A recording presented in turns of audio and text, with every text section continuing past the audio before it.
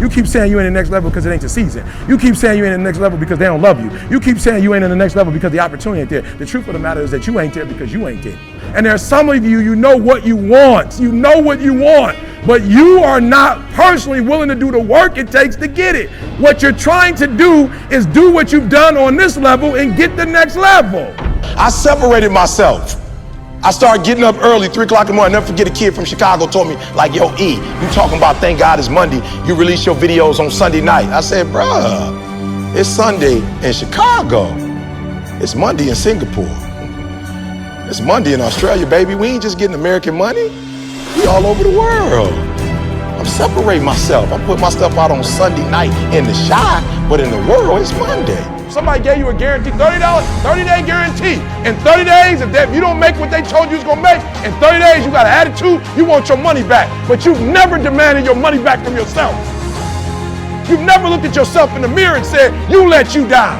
Until you get to that point, you let you down. You're not brave enough. You want to put it on somebody else. The reason why I'm not successful is because of my boss. Have you ever looked at yourself in the mirror and said, I'm not getting up on time. I'm not going to work on time. I'm not putting in 120% when I'm at work. I let me down. And when you get to the point where you can say you let you down, I don't care. Listen to me, no disrespect. I don't care about Glenn. That's not why I do what I do. And I love Glenn. I don't come here and do what I do so Glenn can affirm me, so he can give me a pat on my back. I care more about me than I care about what Glenn thinks about me. I have standards. I have values. I don't care how much you pay me. If I speak at an elementary school for $300, I chose to do that for $300. If I chose to speak at a prison for free, I chose to do that. And I will not go in there and give those prisoners less than when somebody pays me $100,000. Why? Because I value myself enough to give 120%. Well, don't do it. I will break you before you break me. You will not defeat me. You will not destroy me. Some of you are so ignorant. You've been through so much hell. You won't quit now? You should have quit 10 years ago when you got raped.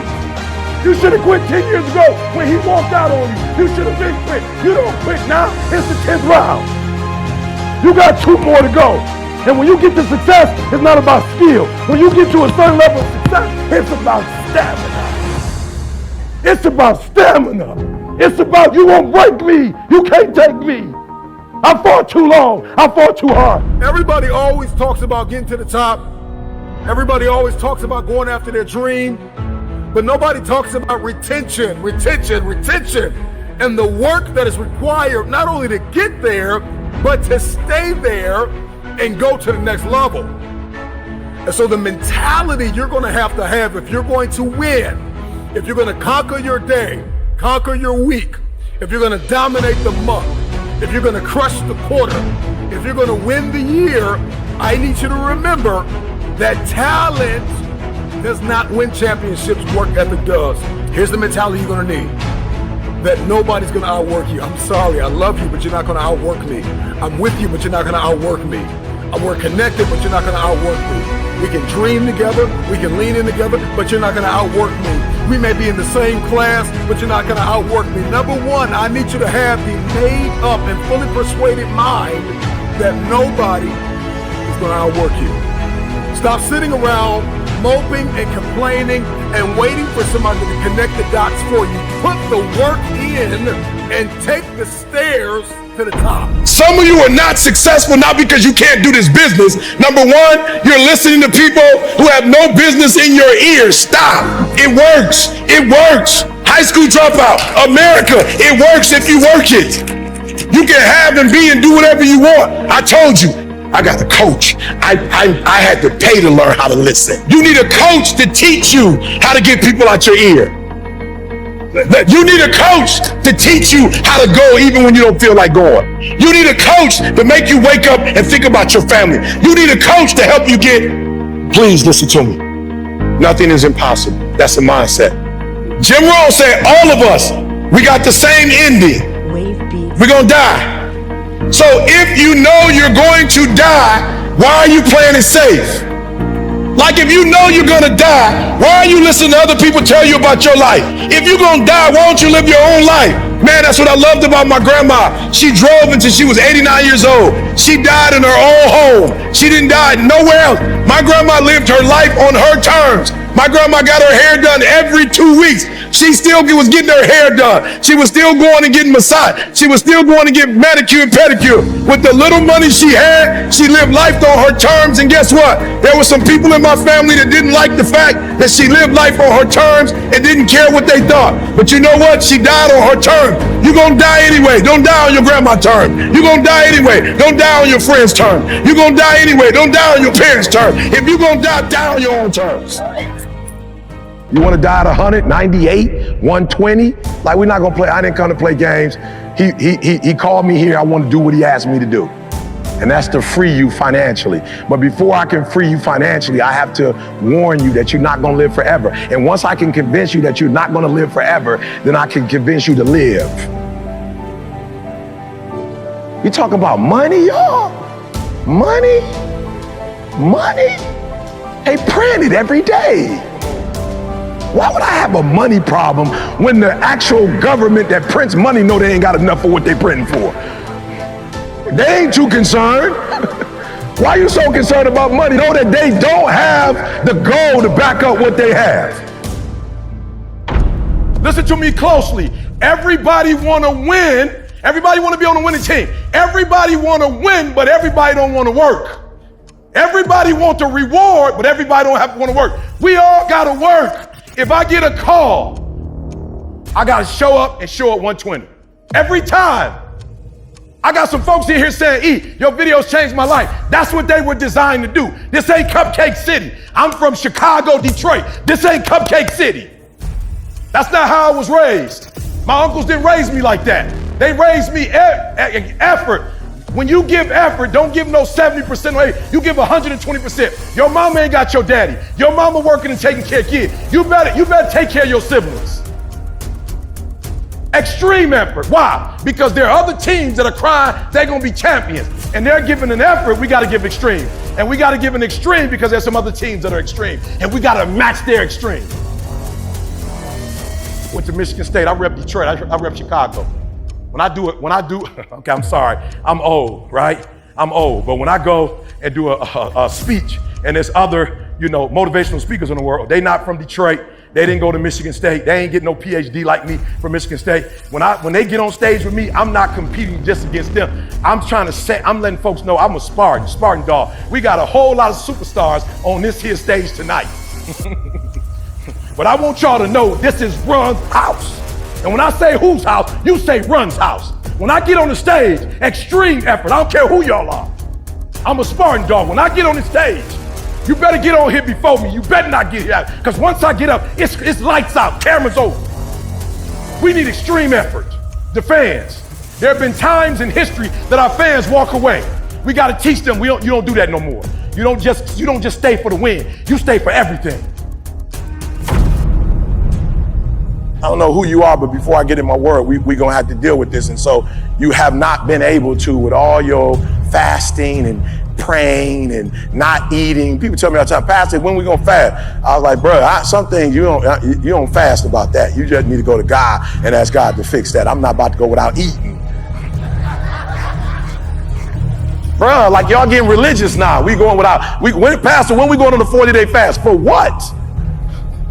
What we going on, like, if you can explain to me why I need to go without eating for 40 days and still have energy to do the stuff that I do, like, explain that to me. I'll do it with you, but we not fasting for stuff that we can fix in the spirit realm. And so you're in the room and you just haven't been able to let it go. I just want you to stand. You like, I do need to get past this because I'm getting old now and it's getting old. I need to get past this. I need to let this go. I need to let it go. Yeah, we're not playing church, y'all. I'm not interested. I ain't grew up in it. I wasn't going to church every weekend. We wasn't reading no Bible. Like, that ain't my thing. That's not what God called me for. God called me for people who want a real solid relationship that the only person gonna judge you on the day is that's it. Only one person gonna judge you on the day of judgment. That's it. Ain't nobody else gonna be there. Huh? I'm just, and nobody, and so I'm gonna do the countdown real quick. 5, because you're still playing with it. I'm just saying, I'm not even asking you to do nothing. I'm just asking you to acknowledge that you can't let it go and it's killing you. I ain't ask you to take no classes or I ain't ask you to do nothing. It's killing you. And you wake up to it and you go to sleep to it and it's killing you. Personally, it's bothering you. 3, God is calling you. You just standing because you want to. Come on, we ain't here to have church. Ain't no order. 2, God's calling you. Come on, today, today is your day. Just get it out your spirit. Get it all out your system so you can move forward. What if I do it and I fail? I'm scared, I want to do it. I'm gifted. I'm talented. I know I can write that song. I know I can produce that album. I know I can do that CD. I know I can write a book. I know I can get that degree, but I'm scared. So I'm telling you, in life, you start running from a class, you start running from a subject that you don't like, it will haunt you for the rest of your natural life. It ain't going nowhere. But if you go after the fight, if you approach the challenge, you have a much better chance of winning. This the fight of your life, baby. Are you hearing me? This the fight of your life. This the fight of your life. And listen to me, if you're gonna win the fight of your life, you can't be afraid to fight, all right? Some things don't come. They just not gonna come to you because you want it as bad as you wanna breathe. After you want it as bad as you gotta put up the dukes, baby. And you gotta be willing to fight that thing out. Are you hearing me? Fear, you are not gonna stop me. I'm not listening to that voice. I'm not listening to fear. I'm gonna move by faith. I've come too far to give up now. You got greatness all inside of you. You got greatness all inside of you. But your problem is you a scaredy cat. You soft. And every time it get hard, you quit and you give up. And I'm telling you, if you would be willing to fight your way through it, if you would be willing to fight your way through this battle, fight your way through cancer, fight your way through that academic struggle, fight your way through divorce, fight your way through it. If you are willing to fight your way through that singing career, fight your way through boxing, fight your way through football. If it was easy, everybody would do it. Fight your way through it. You gotta fight the fear, because guess what? Fear ain't bigger than you. Find the gap. Don't complain. Don't murmur. Don't talk negative. That's average people talk normal. Average people talk problems. The greats talk solutions. Average people use their time to whine and complain. Average people say it's their boss' fault. It's their mother's fault. It's their average people. I used to be average. I used to say, when is my daddy coming to get me? When is my biological father gonna come in my life? And while I would talk like that, I ended up getting kicked out of school. And while I talk like that, I ended up being homeless. And while I talk like that, I was broke. And then one day I woke up and said, Eric, nobody's coming to save you. Nobody's coming to get you. But you can go to the library and get yourself. You can start reading books. You can go back to school. You can start coming to conferences. And I went from an average way of talking and behaving to taking ownership and saying, yo, E, it's your fault. Somebody said, how's it your fault? Your daddy's not in your life. I said, listen to me. I tried the blame game. It didn't work. I'm nowhere where I want to be. So I'm just going to take ownership. Why? At the end of the day, is my life is not his. I don't know where he is. I don't know what he's doing. But apparently I ain't that important that he came looking for me. So stop crying about it and do something about it. Go get your GED and go to college. Get out of the city of Detroit and start all over again. I was blessed to get my GED and go to Alabama. Southern hospitality, unbelievable. When you leave this room, you will take full ownership. And the reason why I say it's my fault, even when it's not my fault, because when I say it's your fault, I give you power. I give you control over my life. And I will never give another human control over my life. It's my fault. It's my problem. I'm coming up with a solution for it. To much is given, much is required. Which means what? That means if I go to an elementary school, the kids still got to get ET. I went to one little school, they was like, are you going to be loud like that? I was like, absolutely. I'm coming hard. They was like, you going to be yelling at us? Absolutely, I'm going to be yelling at you. Why? Because statistics show if you in the hood and you can't read by the 3rd grade, you going to jail. So that's why I'm coming hard. Because you don't realize if you can't read at the third grade level, by the time you get to the third grade, the probability of you going to jail is 3 times higher than anybody else. I gotta get in your face because I gotta make sure you learn how to read. This is a divine appointment. Y'all got work to do and can't nobody slack this year. Too much is given, much is required. Too much is given, much is required, but don't worry about it. Because if you do what's required, you're gonna get the reward that comes with it. I got the reward now. A lot of folks ain't willing to do what I was willing to do. They want to blow up and they want to show their car. Go back and watch all my videos. You don't see no watches. And the reason why I don't wear Rolex, not because I can't afford it. I don't want nobody to get Rolex the credit. The reason why I wear a gold chain, I can wear a gold chain. I can drive a Bentley. I live in San Diego. I can show you my house. The reason why I don't show you my house, because I don't want the house to get the glory for what God has done. So much is given, much is required. So it's not that I don't have stuff, I just don't show my stuff because I don't want my stuff to get the credit. Where much is given, much is required. God is going to do some special things through y'all. You ever seen a giraffe, like their body? Does it look like a lion's body? When a lion is born and a giraffe is born, are they born with that body? When a lion is born, it's not a lion. When a lion is born, it's a what? It's a cub. You know what makes it look the way it looks? Does anybody know what makes it look that way?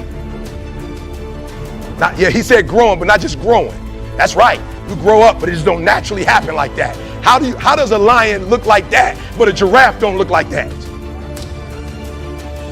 He's chasing the food. So it is the process of hunting. It's not the actual meat that make him look like that. It is the actual hunts. It's the actual chasing. So whether he catch it or not, every time he goes on the hunts, he's developing. Some of y'all so caught up on the game that you don't get it. It is in practicing. It is in the install. It is in lifting weights. It is in resting. It is in eating right. It is in making good decisions that you look a certain way. I tell dudes every time you see me, I'm almost 50 years old, you can look at my body and see, he kind of working out. You know what I'm saying? I don't really know what he's doing. I can tell my man ain't really committed to it like that. But I also can tell like he ain't just overeating though. So I'm not really sure what he's doing. Maybe a little cardio here and there. Might be doing some push-ups or something. Right, you can look at my body and tell. I walk in here, you can look at a linebacker and see who a linebacker is. Linebacker look different than a quarterback. Make sure you get what I just said. A quarterback doesn't look like a running back, and a wide receiver doesn't look like a DT. What's going on? It is how you practice. It is what you do that makes you look like you look. It is the process of the grind that shapes you and forms you. It's not the game. And that's why most of y'all get beat in the game or make mistakes in the game, because you think grinding is what happens when the sun comes out. You think grinding is what happens when the lights come on. You think grinding is what happens when people get in the stage. That's not grind. The real grind is in the dark when nobody sees you. Your daddy might not think it's good. Your wife might not think it's good. Your husband might not think it. Your kids may not think it's good. But when God made you, he stepped back on the 6th day and said, now that's good. I'm talking to somebody today. As a matter of fact, when God made you, he didn't just say it was good, he rested from creation. When God made you, he said, I'm done. I'm through. You so dope that God didn't even make one like you. Oh, you might have missed that. I just told you so dope that when God made you, he didn't even make a duplicate. He didn't make another you. So there are many of us, we're struggling because who we are don't fit right with some people we love. Who we are don't fit right with the society that we come from. And so now you're getting them confused with God. When God made me, he gave me a volume unlike most men. I have a volume, I got a bass. God turned all the tremble down. He gave me a bass. He gave me an energy that electrifies people, that gives people life. Oh, you missed what I just said. I just said that one of the gifts God gives man, he literally gave me his force. Y'all missed what I said. I need y'all to go home and at some point I need you to study who you are. I was asking God who I was, and he took me to Genesis, and he said, the gift I gave you is the one when and it was just and then I